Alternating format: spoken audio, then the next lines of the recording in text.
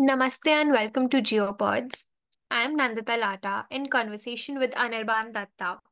Today we are diving deep into the unfolding situation in Bangladesh where the political landscape is undergoing seismic shifts. We'll be covering a range of domains such as the elections in January 24 and the recent escalations in the country, which resulted in former PM Sheikh Hasina's resignation and escape from the country. We'll be unpacking the root causes of the unrest and growing protests that have gripped Bangladesh. We'll also be examining how India is navigating this complex situation, looking ahead to what the future might hold under the new interim government, and we'll be discussing the potential regional and global implications in the region. So I wanted to ask you, Anirban, like the student-led protests has played a very big role, and what were the main triggers for these protests, and why did they gain so much momentum in the first place? Yeah, so hi Nandita, and I feel very glad to answer these questions to you. Especially there were two to three triggers that actually made possible this particular interventions that happened on behalf of the students and the people there. The first being the quota movement, which has been ongoing for a while over there, which asked for the reservations of a few governmental seats for the people who were Mukti Yoddhas. This particular scheme was operational when the new government of Mujibur Rahman took control in 1971. But it continued for a while, and there were several discrepancies and corruption related allegations from both the spectrums of the political parties over there. But the situation which has unfolded especially in 2018 and in the recent period in 2024, is that there were many corruptions and it was taken aback in the recent past. But now, since the declarations of the latest quota and the same figures by the previous government, has resulted into a massive allegations of corruptions and the question of the entire governance schemes by Sheikh Hasina. So therefore, the scheme has escalated, and there were many other allegations from both the spectrums, and there were some certain quotations called Razakars, and which are very infamous quotations, especially in our neighboring South Asian country, which actually triggered kind of a protest as well as a very unstable environment in Bangladesh, and subsequently, even after even after opening the doors of discussions, protests, and chaos unfolded, and Hasina was out of power. Yes, I totally agree here as well. It's a very sensitive situation at this point right now. And Sheikh Hasina's resignation and then the subsequent escape also from the country marked as a turning point in the country's politics as well. And of course, the military holds a very important role here. Like Bangladesh's history with military interventions, and it's certainly a dramatic turn of events. So, what do you think this means for the country's democratic future as well? And could we see a return to authoritarian rule, or is there a possibility for a stable transition?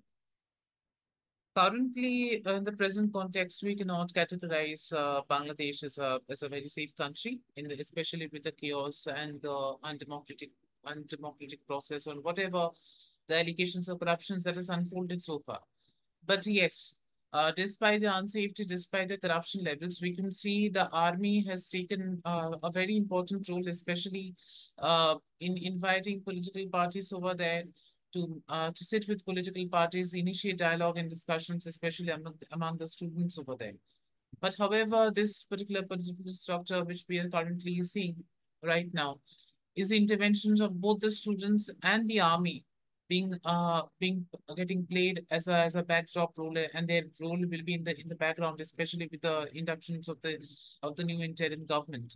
So this particular situation which is unfolded in Bangladesh is not something new, and this is what we can say in this particular context. It's not a bloody coup attempt, which is especially seen in other democratic countries, especially namely in many other infamous South Asian countries like Pakistan, where we have seen there were repeated coups, corruption scandals, coups by many other by especially by the military. But however, in the case of Bangladesh, this is appearing to be something different.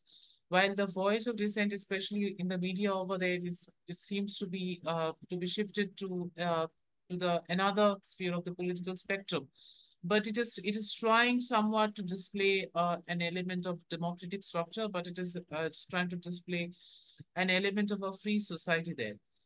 And especially from the prism of the outsider Hmm.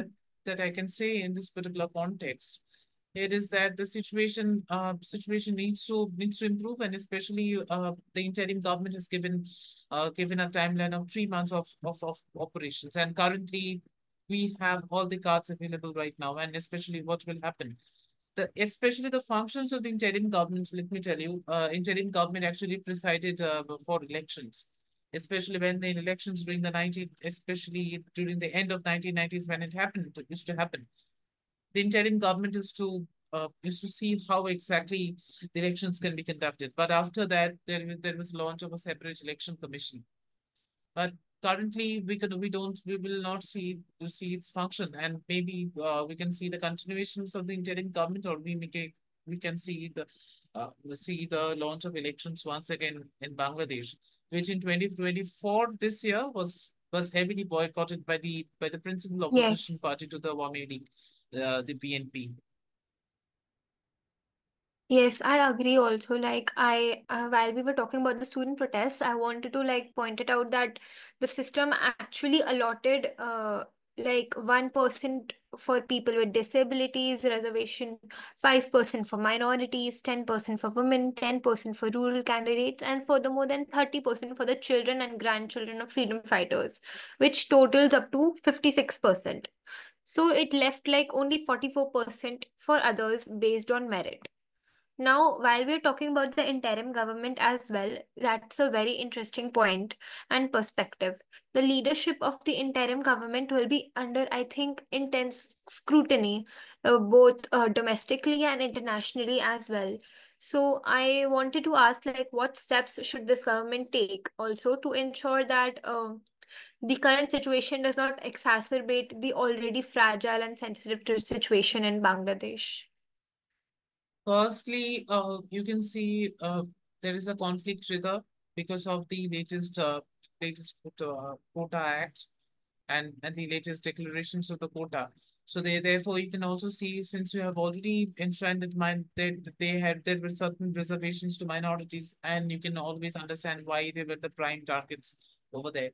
But the first major task of the interim government should be to restore the constitutional order, to restore the dignity of the people.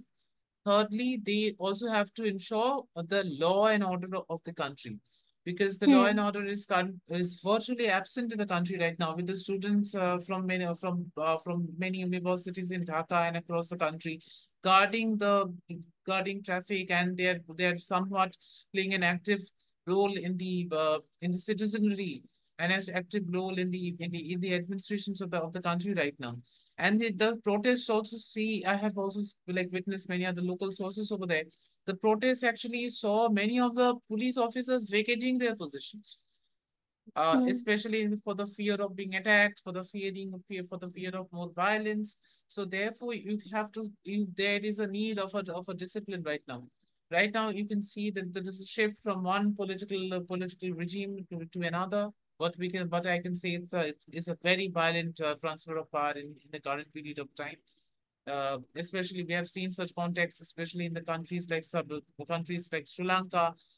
We have seen in the past in the context of countries like Pakistan, which has been virtually labeled as a failed state. But to prevent Bangladesh into going into a failed state where almost all the administrations and operations do not function, to a state which is geared for development, which is geared for economic progress, and for the first and foremost, the foremost period to ensure this is to enshrine and to recover the law and order, because in the current period of protests, we have seen many of the structures and institutions of national importance has been attacked. You have seen the huge tall statue of Mujibur Rahman coming down uh, in front of the protesters, and there were many other gruesome incidents which has been taken place. So therefore, the first and foremost attempt for the people of the country as well as for the administrations of the country is to keep restraints and to replace the law and order, which is very much needed for the South Asian nation. Yes, I totally agree here with your point of view. And while we are talking about India as well, India has been cautious in balancing its strategic interests and how India already like shares a strategic relationship with Bangladesh. So I wanted to point out like it faces challenges also in managing its relationship with the new government as well, and it's really in a very delicate position right now. It has to be careful like not to alienate its neighbor while safeguarding its own interests as well. So I wanted to ask you like how is India responding to these developments and what challenges does it face in navigating this complex situation, as we can already see that an all party meeting happened a few days ago. First and foremost, the main strategic options for India can remain to replace and to reinvigorate the ties with the long-standing neighbor and the long-standing friend Bangladesh. So this will be the first attempt of the government. And secondly, we have seen, especially during not only in the periods of coups as well, we have seen the inductions of South Asian of SARC and many other proposals from the Bangladeshi government, which was virtually in uh, during the period of time it was under military control. So even our diplomacy and our diplomacy is quite a kind of active in that regard as well. First, there is an importance of the neighborhood first policy regarding this. Right now, we have to move on to make the neighborhood first policy to a more actionable approach and to make sure that we understand the political risks over there and what it is to come. Because in the months that will follow, we have signed MOUs with Bangladesh in the recent period. We need to concentrate on more cooperation, some more dialogue with the new government, a government which is taking office in the current period of time. Especially, this also holds many sensitive issues into dialogue as well. With the river sharing agreements, with the border sharing agreements, there will be many hiccups in the current future, because especially when you have a government dominated by a specific sect which is historically has is seen as an anti-India stand. It is a very delicate role that India has to play, especially when we consider our interests over there. Thirdly, Bangladesh and India's relationships, especially with regard to trade is stuck back in time in 1971. It has moved since then. So right now, the main approach of the government is to make sure that these ties remain, so that our companies can thrive there, so that we can have actually a sustainable amount of businesses and economic collaborations with mutual dialogue in place with the new government, which will be in power. Yes, I agree. Like India has the important task of balancing this approach and this amid challenges in security related issues, economic stability, and furthermore with regional diplomacy as well. So while we are talking about security issues also, the BSF has been put on high alert as well along the 2,096-kilometer long border with Bangladesh because of the issue with cross-border migration as well and spillover of unrest.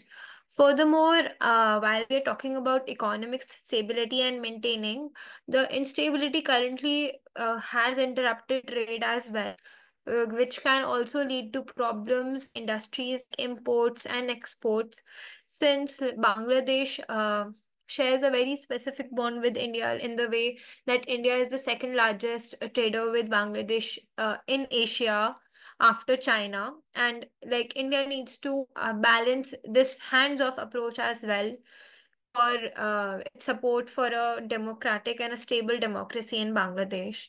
And like it plays a very key role as India's trading ally as well in textiles and farm products. So we could see a potential disruption in supply chains as well. Further, looking ahead, like what are some of the possible scenarios for Bangladesh's future? How might this situation impact the broader South Asian region as well? Especially for the entire South Asian region, this is a cause of alarm, especially immediately after the post-COVID period. We have seen there were economic disturbances, there were certain periods of trade deficits, economic collapse, and there are many other concerns, related concerns in this particular narrative as well. So it's very important, especially for Bangladesh, and how is it important for South Asia, is to maintain the economic growth and to maintain economic stability for the new government which will be in power, especially in Bangladesh, is that we have to currently predict and see how exactly will it's going to play. Because currently, as I told you before, many cards are going to play. How is its relationship will be with its neighbors? How will it be in its relationship with the major powers in the region? Is all up for dialogue. Thirdly, I will also say, since the first and foremost task of any new government will be to reinvigorate and to restore the law and order of the country. This is the first and foremost important situations which is on tables right now, not only for the interim government but also for the neighboring countries as well, who wishes to see a prosperous country but also a stable and a growing one. So, in this sense, we would like to conclude the podcast. And thanks, Nandita, for the same. And we will come up with lots of certain podcasts in the near future, especially when we talk about the economic importance of South Asia and the latest developments in the region. So, stay tuned into the GeoPods for more.